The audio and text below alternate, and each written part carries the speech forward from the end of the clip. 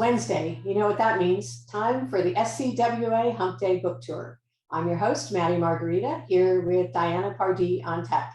Every Wednesday morning at 10 a.m., the Southern California Writers Association turns our page over to a new author to talk about their books and their work. This morning, we're so pleased to welcome Lillian Nader. Lillian is an author, playwright, and copy editor.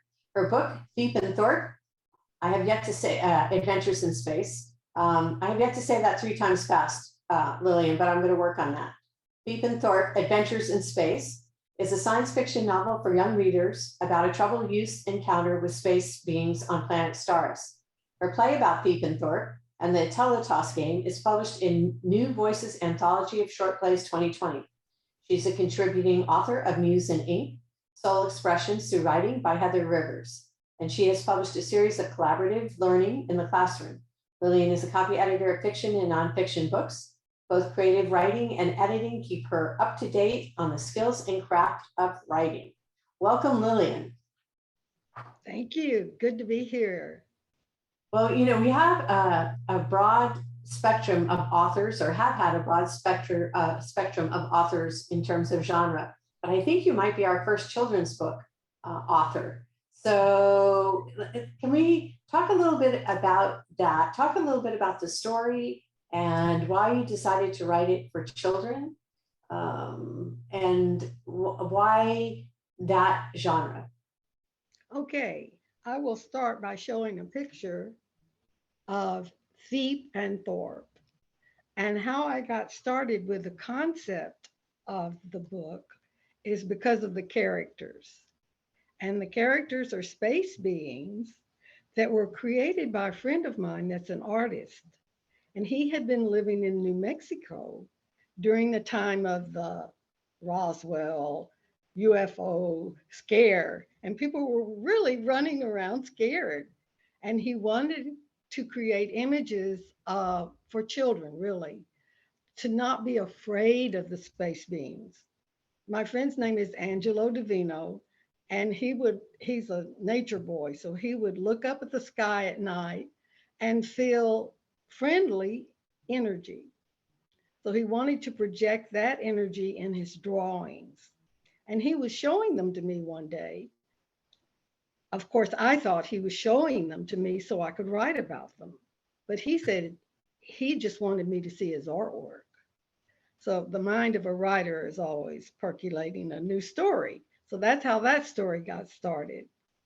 And the reason they're called Theep and Thorpe, and I won't say that 3 times either, Maddie, is because I've also been a student of metaphysics most of my life.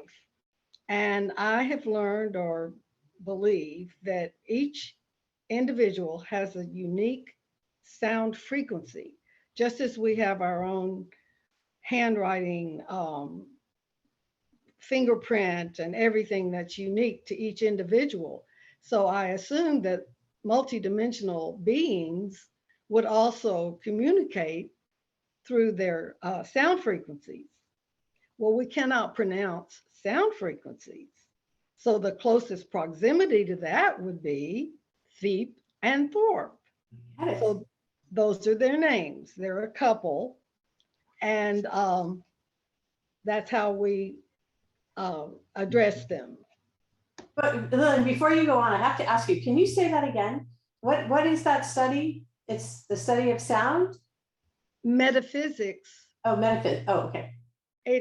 Within the metaphysical realm of my knowledge is that each individual has a unique sound frequency. And when you meditate, sometimes you hear the sound of all frequencies, which they call Om. Right. But you would have a different sound frequency than I would. And if I were meditating and you were communicating with me telepathically, I might hear that sound and recognize it as Maddie. So when you say that these characters' names are Theep and Thorpe, and that's the closest to their sound, did you actually feel like you heard the sound from them? I mean, did you attribute the sound to? Okay. Not at all. No, I don't mean in a in a physical sense, but in a creative sense. Oh, no. Okay. It's just that when I saw their images, their names came to me, and that was the reason why, but I didn't So actually. it came the other way. Interesting. I love it. Yeah. And then, It's so far out, I thought you would enjoy that, Maddie. yes, I do. And it's so creative. And you know, you if you read a lot of genre fiction, a lot of the genre fiction that's out there is I wouldn't say formulaic, but I would say maybe predictable at certain points.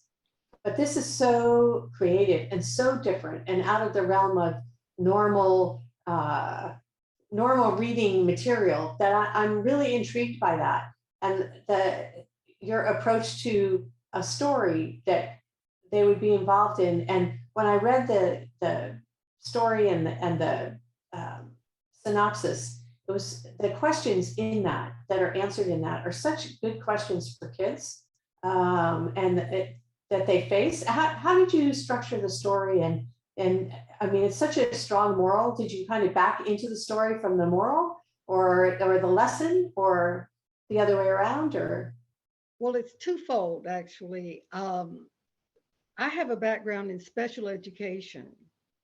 And so my character, my protagonist, is a 14-year-old kid that gets into trouble and goes to space camp. My setting is in 2160, the year 2160. So I try to imagine what it's like in the future. And at this time, in my mind, our Earth is overpopulated. So the incorrigibles are sent to a different planet that's been designed scientifically for humans to be able to breathe and grow crops and that sort of thing. So when he gets in trouble on Earth, he gets sent to a space camp that's like a juvenile court school. Well, in my background, I've worked in juvenile court schools, and I ended up working with a lot of boys. So it was natural for me to have a male protagonist and a young kid that gets into trouble. But he's really quite bright, as were most of the students I worked with. To be in my class, resource specialist class, you had to have a high IQ, but just some sort of processing problem.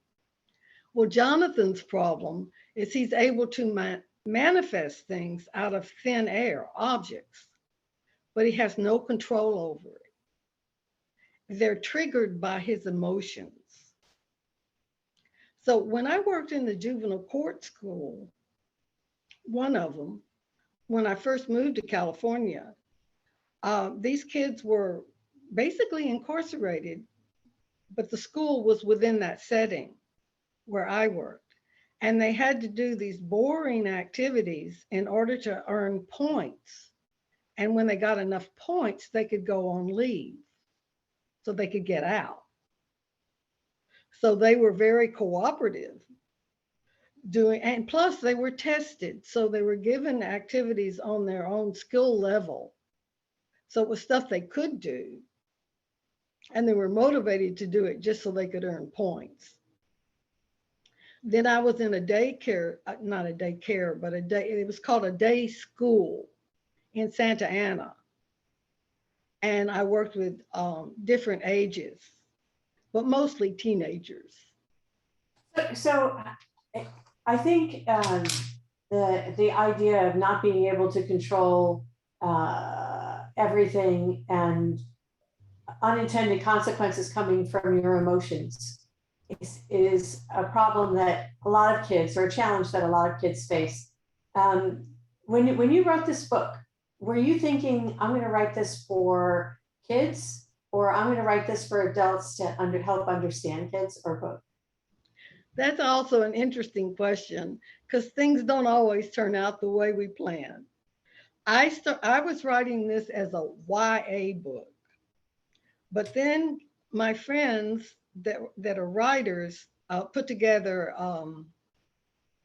what did we call it? festival of books. And I was invited to read part of my book. I hadn't published it yet, but I could read an excerpt from it. So I read an excerpt from it, and my friends in the audience that are other writers all said, that's not YA. It doesn't have any violence, it doesn't have any sex, and it doesn't have any bad language. So it ended up being a young reader's book. Okay. But truly, some young reader books start at age 8, but mine is an 8-year-old probably wouldn't be able to understand my book. So I think the ideal age for my book reader would be 11. So from 11 on. And nowadays that is considered YA. Right. Right. So were you, when you were writing this book, were you keeping that in mind when you were choosing words and sentence structure and concepts and things? Were you writing to that age, or were you just writing the story and hopefully the kids would respond and be able to understand what you were trying to get across? Well, part of the time that I was teaching was when Harry Potter came out. And I saw one of my students in particular was walking around with this big book. And any of my students to be walking around campus with a book, that piqued my curiosity, because they were struggling readers and struggling writers and mathematicians as well, but mostly the reading was a biggie.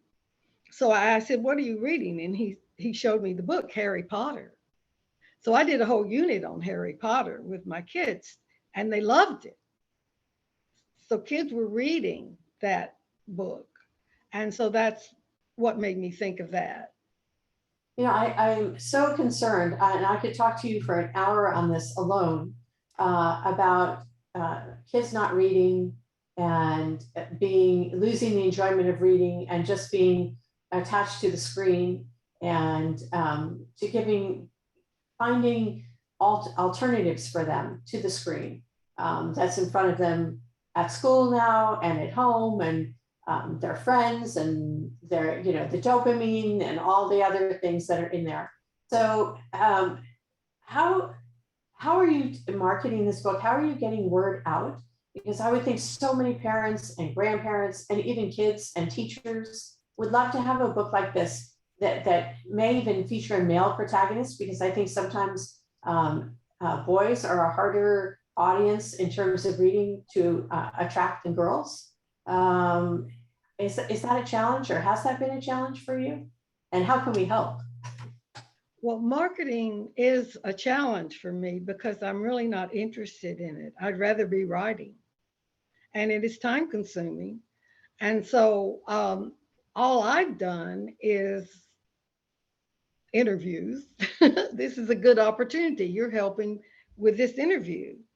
And I've done book fairs at libraries.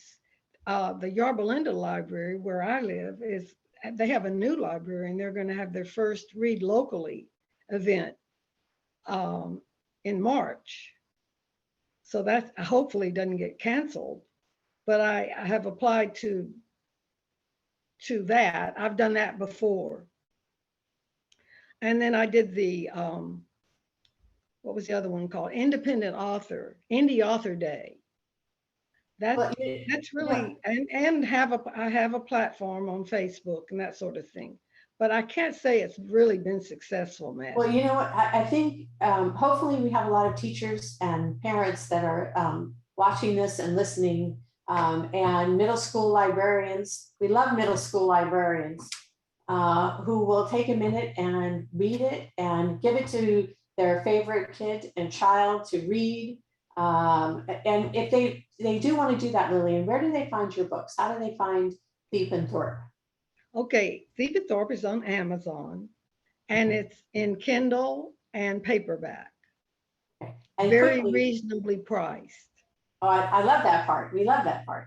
So very quickly, because we're running out of time, I know that this is not the only thing that you write, and that your work has been published in other places. Do you want to talk briefly about that, or?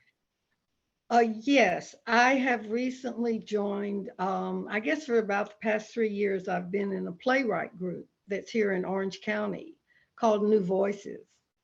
And that's like a critique book, a critique group where you must have your play table read in order to submit it. So we have an anthology, just like SCWA has. And one of my plays is in the New Voices anthology of short plays. And one of my plays is in the New Voices um, holiday plays. In 2019, this was my first one. And it actually got produced on stage in Anaheim at Stage Door Theater.